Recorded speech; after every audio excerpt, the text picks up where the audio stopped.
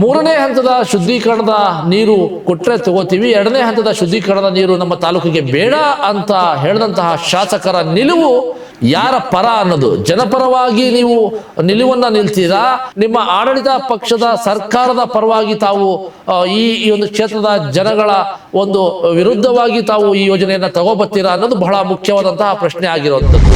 ಈ ಗಂಡಾಂತರದಿಂದ ನಾವು ಹೊರಗಡೆ ಬರಬೇಕು ಅನ್ನುವಂಥವ್ರು ಸರ್ಕಾರದ ಈ ಯೋಜನೆಯ ವಿರುದ್ಧ ತೊಡೆತಟ್ಟಿ ನಿಲ್ತೀರಾ? ಇದು ಬಹಳ ದೊಡ್ಡ ಪ್ರಶ್ನೆ ಆಗಿರುವಂಥದ್ದು. ಇವತ್ತು ಮಾತಾಡಿದ್ರೆ ಎಲ್ಲಿ ನನ್ನ ಕೆಲಸ ಕಾರ್ಯಗಳು ಆಗೋದಿಲ್ವೋ, ಶಾಸಕರ ವಿರುದ್ಧ ಹೋದ್ರೆ ಎಲ್ಲಿ ನಮಗೆ ಬೇರೆ ಬೇರೆ ರೀತಿ ತೊಂದರೆಗಳು ಆಗ್ತವೋ, ಇದು ಅವರ ಮನಸ್ಸಲ್ಲಿ ಇರುವಂತಹ ಆತಂಕ. ಅಲ್ಪ ಸ್ವಲ್ಪ ಹಣ ಇಟ್ಕೊಂಡಿದ್ದೀರಾ ಅನ್ಸುತ್ತೆ, ಅದಕ್ಕೆ ಇನ್ನೊಂದು ಸ್ವಲ್ಪ ಹಣವನ್ನ ಶೇಖರಣೆ ಮಾಡಿಕೊಂಡು ಆ ಹಣವನ್ನ ಡಾಕ್ಟರ್ಗಳ ಹತ್ರ ಹೋಗಿ ಅವರ ಎದೆ ಮೇಲೆ ಇಟ್ಬಿಟ್ಟು ನಿಮ್ಮ ಮಕ್ಕಳಿಗೆ ಚಿಕಿತ್ಸೆ ಪಡೆಯುವಂತಹ ಒಂದು ವ್ಯವಸ್ಥೆಗೆ ತಾವೆಲ್ಲ ಸಜ್ಜಾಗಬೇಕು ಅಂತ. ಗಂಗೆ ಬಾರೆ ತುಂಗೆ ಬಾರೆ ಬಾರೆ ನೀರೇ. ಬಹಳ ದಿವಸಗಳ ಹಿಂದೆ ಒಂದು ವೃಷಭಾವತಿಯ ಕೊಳಚೆ ನೀರಿನ ವಿಚಾರದಲ್ಲಿ ಬಹುದೊಡ್ಡ ಒಂದು ಹೋರಾಟವನ್ನು ಮಾಡಲಾಯಿತು.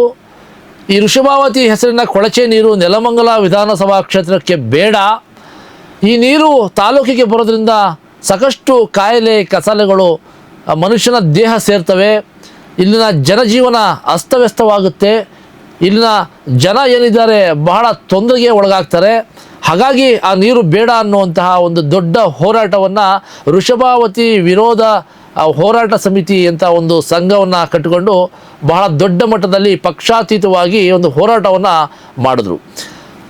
ಪ್ರಾರಂಭದಲ್ಲಿ ಶಾಸಕರು ಈ ನೀರು ತುಂಬ ಒಳ್ಳೆಯದು, ಇದರಿಂದ ಅಂತರ್ಜಲ ವೃದ್ಧಿ ಆಗುತ್ತೆ, ರೈತರಿಗೆ ಅನುಕೂಲ ಆಗುತ್ತೆ, ಹಾಗಾಗಿ ನಾನು ಜನರ ಒಂದು ಹಿತದೃಷ್ಟಿಯಿಂದ ರೈತರ ಬಗ್ಗೆ ಇರುವಂತಹ ಕಾಳಜಿಯಿಂದ ಈ ಒಂದು ಯೋಜನೆಯನ್ನು ತರಕ್ಕೆ ಹೊರಟಿದ್ದೀನಿ, ಇದು ನಮ್ಮ ಸರ್ಕಾರದ ಯೋಜನೆ, ನನ್ನ ಯೋಜನೆ ಅಂತ ಹೇಳ್ತಿದ್ದಂತಹ ಶಾಸಕರು ಸ್ವಲ್ಪ ದಿನಗಳ ನಂತರ ಒಂದು ಹೋರಾಟ ಬಹಳ ದೊಡ್ಡ ಮಟ್ಟಕ್ಕೆ ಪ್ರಾರಂಭವಾದಂತಹ ಹಿನ್ನೆಲೆ ಇದು ನನ್ನ ಯೋಜನೆ ಅಲ್ವೇ ಅಲ್ಲ, ನಮ್ಮ ಸರ್ಕಾರದ ಯೋಜನೆಯೂ ಅಲ್ಲ, ಇದು ಹಿಂದಿನ BJP ಸರ್ಕಾರ ತಂದಂತಹ ಯೋಜನೆ, ಅದನ್ನು ನಾವು ಮುಂದುವರ್ಸ್ಕೊಂಡು ಹೋಗ್ತಾ ಇದ್ದೀವಿ ಅಷ್ಟೇ ಅನ್ನುವಂಥ ಮಾತನ್ನು ಹೇಳ್ತಾ ಆ ವೃಷಭಾವತಿ ವಿಚಾರದಲ್ಲಿ ಸಾಕಷ್ಟು ಚರ್ಚೆಗಳನ್ನು ಮಾಡ್ತಾ ಹೋದರು.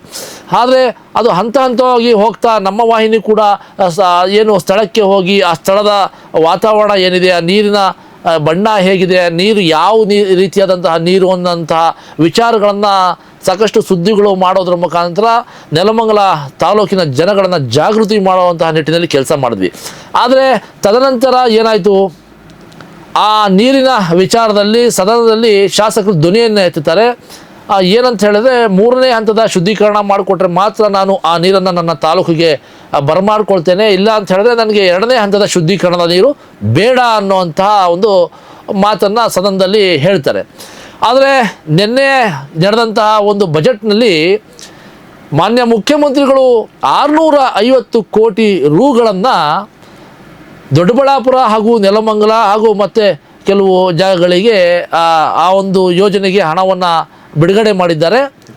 ಮೂರನೇ ಹಂತದ ಶುದ್ಧೀಕರಣದ ನೀರು ಕೊಟ್ಟರೆ ತಗೋತೀವಿ, ಎರಡನೇ ಹಂತದ ಶುದ್ಧೀಕರಣದ ನೀರು ನಮ್ಮ ತಾಲೂಕಿಗೆ ಬೇಡ ಅಂತ ಹೇಳಿದಂತಹ ಶಾಸಕರ ನಿಲುವು ಯಾರ ಪರ ಅನ್ನೋದು, ಜನಪರವಾಗಿ ನೀವು ನಿಲುವನ್ನು ನಿಲ್ತೀರಾ, ಏನು ವೃಷಭಾವತಿಯ ಹೋರಾಟ ಸಮಿತಿ ಏನು ಆ ನೀರು ಬೇಡ ಅಂತ ಒಂದು ಹೋರಾಟವನ್ನು ಮಾಡ್ತಾ ಇದೆ ರಾಜ್ಯ ಸರ್ಕಾರದ ವಿರುದ್ಧ, ಆ ಯೋಜನೆಯ ವಿರುದ್ಧ, ಅವ್ರ ಜೊತೆಗೆ ತಾವು ಸೇರಿಕೊಂಡು ಏನಾದರೂ ಈ ನೀರನ್ನು ತಡೆಯುವಂಥ ಪ್ರಯತ್ನ ಮಾಡ್ತೀರಾ, ಅಥವಾ ನಿಮ್ಮ ಆಡಳಿತ ಪಕ್ಷದ ಸರ್ಕಾರದ ಪರವಾಗಿ ತಾವು ಈ ಒಂದು ಕ್ಷೇತ್ರದ ಜನಗಳ ಒಂದು ವಿರುದ್ಧವಾಗಿ ತಾವು ಈ ಯೋಜನೆಯನ್ನು ತಗೋಬತ್ತೀರಾ ಅನ್ನೋದು ಬಹಳ ಮುಖ್ಯವಾದಂತಹ ಪ್ರಶ್ನೆ ಆಗಿರುವಂಥದ್ದು. ಯಾಕೆ ಅಂತ ಹೇಳಿದ್ರೆ ಸಾಕಷ್ಟು ಉದಾಹರಣೆಗಳನ್ನು ನಾನು ಕೊಡಬಲ್ಲೆ. ಒಂದು ಉದಾಹರಣೆಯನ್ನು ಕೊಡೋಕ್ಕೆ ಇಷ್ಟಪಡ್ತೀನಿ. ಬಂಗಾರಪ್ಪನವರು ಅಧಿಕಾರದಲ್ಲಿದ್ದಂತಹ ಸಂದರ್ಭದಲ್ಲಿ ಕಾವೇರಿ ವಿಚಾರ ಬಂದಂತಹ ಸಂದರ್ಭದಲ್ಲಿ ತನ್ನ ರಾಜ್ಯಕ್ಕಾಗಿ ತನ್ನ ಜನಗಳ ಹಿತದೃಷ್ಟಿಯಿಂದ ಅವರು ತನ್ನ ಅಧಿಕಾರಕ್ಕೆ ರಾಜೀನಾಮೆಯನ್ನು ಕೊಟ್ಟು ತಮ್ಮ ಅಧಿಕಾರವನ್ನು ತ್ಯಾಗ ಮಾಡಿದರು. ಎಲ್ಲೋ ಒಂದು ಕಡೆ ಅವರು ನಮಗೆ ಮಾದರಿಯಾಗಿದ್ದಾರೆ. ಇವತ್ತು ನೆಲಮಂಗಲ ವಿಧಾನಸಭಾ ಕ್ಷೇತ್ರದ ಶಾಸಕರು ಮೂರನೇ ಹಂತದ ನೀರು ಬೇಕು, ಎರಡನೇ ಹಂತದಲ್ಲಿ ಕೊಡೋದಾದರೆ ಬೇಡವೇ ಬೇಡ ಅಂತ ಸದನದಲ್ಲಿ ಹೇಳಿದಂತಹ ಶಾಸಕರು ಇವತ್ತು ಜನಪರವಾಗಿ ನಿಲ್ತಾರಾ ಅಥವಾ ಸರ್ಕಾರದ ಪರ ನಿಲ್ತಾರಾ ಅನ್ನೋದು ಬಹಳ ದೊಡ್ಡ ಪ್ರಶ್ನೆ ಆಗಿ ಇವತ್ತು ಉದ್ಭವ ಆಗಿರುವಂಥದ್ದು. ಅಥವಾ ರಾಜೀನಾಮೆಯನ್ನು ಕೊಡ್ತಾರಾ?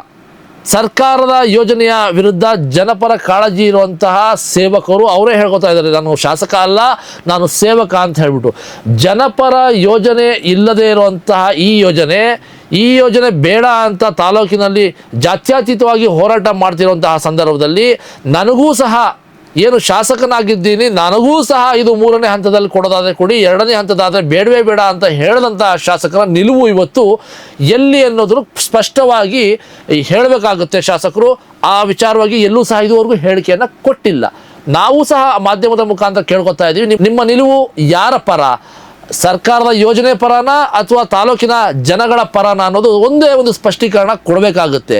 ಅಥವಾ ಈ ಜನ ಹಾಗೂ ಆಡಳಿತ ವ್ಯವಸ್ಥೆಯ ಮಧ್ಯದಲ್ಲಿ ತಾವು ಸರ್ಕಾರ ನಿಮ್ಮ ಮನವಿಯನ್ನು ಸ್ವೀಕರಿಸಲಿಲ್ಲ, ಈ ಯೋಜನೆಯನ್ನು ತಂದೇ ತತ್ತೀವಿ ಅನ್ನೋಂಥ ಹಠವನ್ನು ಸರ್ಕಾರ ಹಿಡಿದಂಥ ಸಂದರ್ಭದಲ್ಲಿ ತಾವು ತಮ್ಮ ಏನು ಅಧಿಕಾರ ಇದೆ, ಒಂದು ಶಾಸಕರ ಅಧಿಕಾರ ಇದೆ, ಅವ್ರ ಶಾಸಕರ ಸ್ಥಾನದಲ್ಲಿ ತಾವು ಕೂತಿದ್ದೀರಾ, ಆ ಒಂದು ಶಾಸಕ ಸ್ಥಾನಕ್ಕೆ ರಾಜೀನಾಮೆಯನ್ನು ಕೊಟ್ಟು ಜನಪರವಾಗಿ ನಿಂತ್ಕೊಂಡು ಜನಪರವಾಗಿ ತಾವು ಒಂದು ಹೋರಾಟವನ್ನು ಮಾಡ್ತೀರಾ, ಅದನ್ನೇ ಹೇಳಬೇಕಾಗುತ್ತೆ. ನಾವು ಸತತವಾಗಿ ನಮ್ಮ ಒಂದು ಈ ವಾಹಿನಿಯ ಮೂಲಕ ವೃಷಭಾವತಿ ವಿಚಾರದಲ್ಲಿ ಈ ಒಂದು ವೃಷಭಾವತಿಯ ನೀರು ಎಲ್ಲಿಂದ ಪ್ರಾರಂಭವಾಯಿತು, ಎಲ್ಲಿ ಬಂದು ನಿಲ್ತು, ಇವತ್ತು ಆ ವೃಷಭಾವತಿಯ ನೀರಿನ ಅವ್ಯವಸ್ಥೆ ಯಾವ ಮಟ್ಟದಲ್ಲಿದೆ, ಏನೆಲ್ಲ ಆಗಿದೆ, ಈ ನೀರು ತಮಿಳುನಾಡಿಗೆ ಈಗಾಗಲೇ ಹರಿತಾ ಇದೆ. ತಮಿಳುನಾಡು ಸರ್ಕಾರ ರಾಜ್ಯ ಸರ್ಕಾರದ ಮೇಲೆ ಒಂದು ದಾವೆಯನ್ನು ಹೂಡಿ ಕೋರ್ಟ್ನಲ್ಲಿ ಇವತ್ತು ಸಹ ಕೇಸ್ ನಡೀತಾ ಇದೆ. ಆ ನೀರು ಯಾವ ಒಂದು ಮಟ್ಟದಲ್ಲಿದೆ ಅನ್ನೋದನ್ನು ನಾವು ಸ್ಥಳಕ್ಕೆ ಭೇಟಿ ನೀಡಿ ಸ್ಥಳದಲ್ಲಿ ಆ ಒಂದು ನೀರನ್ನು ತೋರಿಸೋದ್ರ ಮುಖಾಂತರ ಜನರಲ್ಲಿ ಜಾಗೃತಿಯನ್ನು ಮೂಡಿಸುವಂಥ ಕೆಲಸವನ್ನು ಮಾಡಿದ್ವಿ. ಈ ಒಂದು ಇಷ್ಟೆಲ್ಲ ಕಾರ್ಯಕ್ರಮಗಳು ಆದರೂ ಸಹ ಜನಗಳು ಈಗಲೂ ಸಹ ನೀವು ಎಚ್ಚೆತ್ತುಕೊಳ್ಳಿಲ್ಲ ಅಂತ ಹೇಳಿದ್ರೆ ಮುಂದಿನ ದಿನಗಳಲ್ಲಿ ಬರುವಂತಹ ಗಂಡಾಂತರಕ್ಕೆ ನಿಮ್ಮ ಮನೆಯ ಮಕ್ಕಳು, ವೃದ್ಧರು, ನಿಮ್ಮ ಮನೆಯಲ್ಲಿ ಇರುವಂತಹ ಅಷ್ಟು ಜನಗಳಿಗೆ ಯಾವ ಕಾಯಿಲೆ ಬೇಕಾದರೂ ಬರಬಹುದು ಈ ಒಂದು ನೀರು ತಾಲೂಕಿಗೆ ಬಂದರೆ. ಆ ಕಾಯಿಲೆಗಳು ಬಂದಂಥ ಸಂದರ್ಭದಲ್ಲಿ ನೀವು ಚಿಕಿತ್ಸೆಗಳನ್ನು ಪಡೆಯೋದಕ್ಕೋಸ್ಕರ ಅದಕ್ಕೆ ಎಷ್ಟು ಹಣ ಖರ್ಚಾಗುತ್ತೋ ಗೊತ್ತಿಲ್ಲ, ಆ ಚಿಕಿತ್ಸೆ ಫಲಕಾರಿ ಆಗುತ್ತೋ ಅಥವಾ ಆಗೋದಿಲ್ವೋ ಅದು ಸಹ ಗೊತ್ತಿಲ್ಲ. ಇಂತಹ ಒಂದು ಗಂಡಾಂತರಕ್ಕೆ ತಾವೆಲ್ಲ ರೆಡಿ ಇದ್ದೀರಾ? ಅಥವಾ ಈ ಗಂಡಾಂತರದಿಂದ ನಾವು ಹೊರಗಡೆ ಬರಬೇಕು ಅನ್ನುವಂಥವ್ರು ಸರ್ಕಾರದ ಈ ಯೋಜನೆಯ ವಿರುದ್ಧ ತೊಡೆತಟ್ಟಿ ನಿಲ್ತೀರಾ? ಇದು ಬಹಳ ದೊಡ್ಡ ಪ್ರಶ್ನೆ ಆಗಿರುವಂಥದ್ದು. ಇವತ್ತು ಕಾಂಗ್ರೆಸ್ ಶಾಸಕರು ಇವತ್ತು ನೆಲಮಂಗಲ ಕ್ಷೇತ್ರದಲ್ಲಿದ್ದಾರೆ, ರಾಜ್ಯದಲ್ಲೂ ಕೂಡ ಕಾಂಗ್ರೆಸ್ ಸರ್ಕಾರ ಇದೆ. ಆದರೆ ಕ್ಷೇತ್ರದಲ್ಲಿ ಆಗ್ತಿರುವಂಥ ಈ ಅನಾಹುತಗಳು ಎಷ್ಟು ದುಷ್ಪರಿಣಾಮವನ್ನು ಬೀರ್ತವೆ ಅನ್ನೋದು ತಾಲೂಕಿನ ಕಾಂಗ್ರೆಸ್ ಮುಖಂಡರಿಗೆ ಗೊತ್ತಿದೆ. ಆದರೆ ಅವರು ತಮ್ಮ ಅಧಿಕಾರಕ್ಕೋಸ್ಕರ, ತಮ್ಮ ಕೆಲಸ ಕಾರ್ಯಗಳು, ತಮ್ಮ ಶಾಸಕರ ಹತ್ರ ಮಾಡ್ಕೊಳ್ಳೋದಕ್ಕೋಸ್ಕರ ಯಾವುದನ್ನೂ ಮಾತಾಡದೆ ತೆಪ್ಪಗೆ ಕೂತಿದ್ದಾರೆ, ಉಸಿರು ಬಿಡ್ತಾ ಇಲ್ಲ. ಅವ್ರಿಗೂ ಗೊತ್ತಿದೆ ಈ ನೀರು ಏನು ಅಂತ ಹೇಳ್ಬಿಟ್ಟು. ಮಾತಾಡಿದ್ರೆ ಎಲ್ಲಿ ನನ್ನ ಕೆಲಸ ಕಾರ್ಯಗಳು ಆಗೋದಿಲ್ವೋ, ಶಾಸಕರ ವಿರುದ್ಧ ಹೋದರೆ ಎಲ್ಲಿ ನಮಗೆ ಬೇರೆ ಬೇರೆ ರೀತಿ ತೊಂದರೆಗಳು ಆಗ್ತವೋ, ಇದು ಅವರ ಮನಸ್ಸಲ್ಲಿ ಇರುವಂತಹ ಆತಂಕ. ಹಾಗಾಗಿ ಕಾಂಗ್ರೆಸ್ನಲ್ಲಿರುವಂತಹ ಅದೆಷ್ಟೋ ಮುಖಂಡರುಗಳಿಗೆ ಈ ಸತ್ಯತೆ ಗೊತ್ತಿದೆ. ವೃಷಭಾವತಿ ನೀರು ಎಷ್ಟು ವಿಷಪೂರಿತ ನೀರು, ತಾಲೂಕಿಗೆ ಬಂದರೆ ಇದರಿಂದ ಎಷ್ಟು ದೊಡ್ಡ ಗಂಡಾಂತರ ಅನ್ನೋದು ಅವ್ರಿಗೂ ಗೊತ್ತಿದೆ. ಆದರೆ ಅವರು ಬಹಿರಂಗವಾಗಿ ಎಲ್ಲೂ ಮುಂದೆ ಬರ್ತಾ ಇಲ್ಲ. ಕಾರಣ ಸ್ವಾರ್ಥ, ತಾಲೂಕಿನ ಹಿತದೃಷ್ಟಿ ಅಲ್ಲ, ಅವರ ವೈಯಕ್ತಿಕ ಸ್ವಾರ್ಥ. ರಾಜಕೀಯ ಭವಿಷ್ಯ ಆಗಿರ್ಬೋದು ಅಥವಾ ಅವರ ಕೆಲವು ಕೆಲಸ ಕಾರ್ಯಗಳಾಗಿರ್ಬೋದು, ಬೇರೆ ಬೇರೆ ವಿಚಾರಗಳಲ್ಲಿ ಅವರು ತಟಸ್ಥರಾಗಿದ್ದಾರೆ, ಏನು ಮಾತಾಡೋಕ್ಕೆ ಆಗ್ತಾ ಇಲ್ಲ.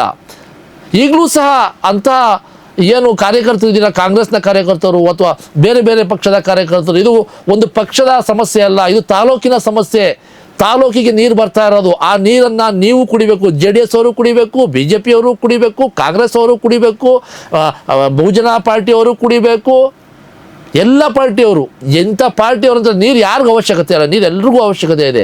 ನೀರು ಕೆರೆಗೆ ಬರೋದ್ರಿಂದ, ಆ ಕೆರೆಯಲ್ಲಿ ಶೇಖರಣೆ ಆದ ನೀರು ಅಂತರ್ಜಲಕ್ಕೆ ಹೋಗೋದ್ರಿಂದ, ಆ ಅಂತರ್ಜಲದ ನೀರು ಕೃಷಿಗೆ, ರೈತರು, ಪ್ರಾಣಿಗಳು, ಬೇರೆ ಬೇರೆ ರೀತಿಯಲ್ಲಿ ಮನುಷ್ಯನ ದೇಹ ಸೇರಿ, ಆ ದೇಹ ಸೇರಿದಂತಹ ಕಲುಷಿತ ನೀರಿನ ಪರಿಣಾಮ ಆರೋಗ್ಯದಲ್ಲಿ ದುಷ್ಪರಿಣಾಮ ಬೀರುತ್ತೆ.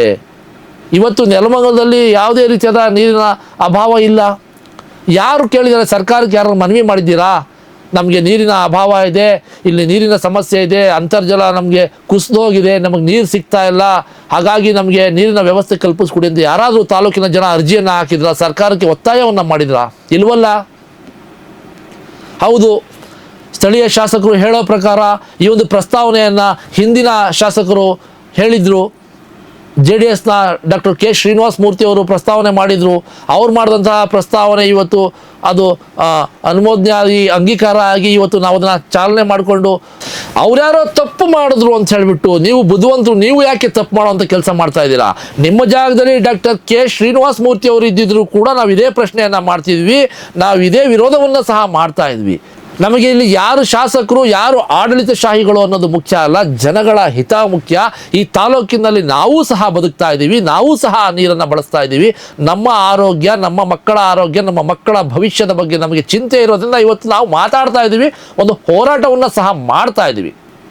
ರಾಜ್ಯ ಸರ್ಕಾರ ಕೈಗೆತ್ತಿಕೊಂಡಿರುವಂತಹ ಈ ಒಂದು ಯೋಜನೆಯಿಂದ ಬಹಳಷ್ಟು ಸಂಕಟ, ಸಮಸ್ಯೆಗಳು, ಆರೋಗ್ಯ ಸಮಸ್ಯೆಗಳು ಮುಂದಿನ ದಿನಗಳಲ್ಲಿ ಬಂದೇ ಬರ್ತವೆ.